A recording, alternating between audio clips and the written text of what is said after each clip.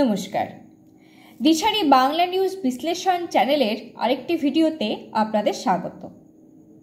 আজকের বিষয় কর্মযোগী মোদিজি। আপনি মোদিজির রাজনৈতিক আদর্শের সাথে একমত নাও হতে পারেন, এটা আপনার ব্যক্তিগত বিষয়, কিন্তু মোদিজি যে কর্মযোগী সে বিষয়ে কোনো সন্দেহ থাকবার কথা নয়। বাস্তব জীবনের সাথে আধ্যাত্মিক যোগসূত্র থাকলে তাদের কর্মপ্রয়াস যথেষ্ট কঠোর, নিয়মনিষ্ঠার এবং নিঃস্বার্থ এবং পবিত্র বলে মনে হয়।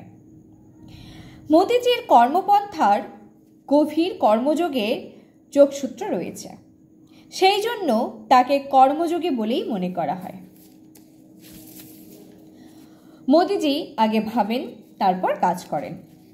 কাজের নিষ্ঠা, নিয়মানুবর্তিতা, কর্মপন্থা, কঠোরতা রয়েছে বলেই তার কাজ যথেষ্ট স্বচ্ছ। হাম নেহি খায়েঙ্গে, খানে ভি নেহি দেঙ্গে, এ এক স্বচ্ছতার বড় নিদর্শন।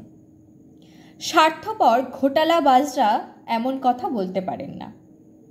আর মোদিজি যে স্বচ্ছতার কথা বলেছেন, সাধারণ মানুষেরা ভেবেছেন শুধুমাত্র রাস্তাঘাট, শহর, বন্দর, গ্রামকে স্বচ্ছতায় ভরিয়ে দিতে হবে, কিন্তু আজকের দিনে বোঝা যাচ্ছে যে মোদিজি সার্বিক স্বচ্ছতার কথা বলেছিলেন, যেখানে ঘুষ, দুর্নীতি থেকে স্বচ্ছতার কথা কাম্য করা যায়।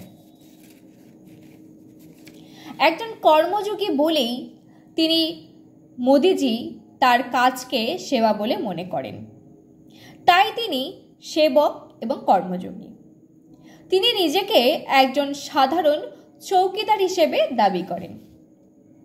অসাধারণ মোটিভেশন কাজের প্রতি আছে বলেই তিনি কর্মযোগী, রাজনৈতিক, প্রশাসনিক, অর্থনৈতিক, আন্তর্জাতিক, বিজ্ঞানিক, আধ্যাত্মিক সর্ববিষয়ে পরিপক্ক, তাই তিনি কর্মযোগী।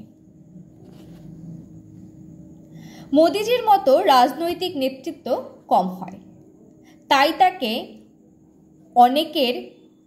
তাকে অনেকে বিশ্ব নেতৃত্বের উপযুক্ত ব্যক্তিত্ব বলে মনে করেন। দীর্ঘ বছরের কঠোর সাধনায় মোদিজি একজন ব্যতিক্রমী রাজনেতা। একজন চা বিক্রেতার পরিবার থেকে উঠে আসা ব্যতিক্রমী প্রধানমন্ত্রী তিনি। ভারতের সব থেকে জনপ্রিয় ব্যক্তিত্ব তিনি। দেশে বিদেশে কোটি কোটি মানুষ তার ভক্ত এবং অনুরাগী। তার কর্মযোগের সাথে দেশের বিকাশ যাত্রা নতুন মাত্রা যোগ করেছে।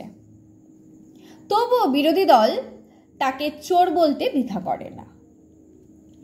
এটাই বুঝি বিরোধী রাজনীতির নোংরা কালচার। এমনকি বিরোধী দলেরা তার মাকে নিয়েও নিন্দা কুৎসা করে। তবুও মোদিজি ধৈর্য, দৃঢ়তা এবং স্থিরতার সাথে থাকেন।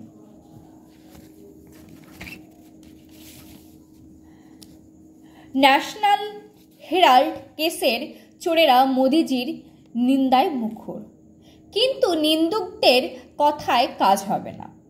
তিনি কর্মযোগী হিসেবে প্রমাণিত এবং প্রণম্য।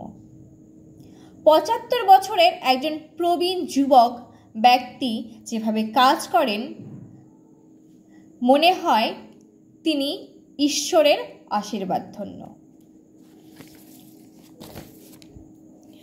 মোদিজি সর্বগুণে বিকশিত, তাই তিনি কর্মযোগী। তার জীবন একটি হলো লিসন অফ এভরি ম্যান। সেজন্য তার জীবনযাত্রা আমাদের অনুপ্রাণিত করে। ধন্যবাদ।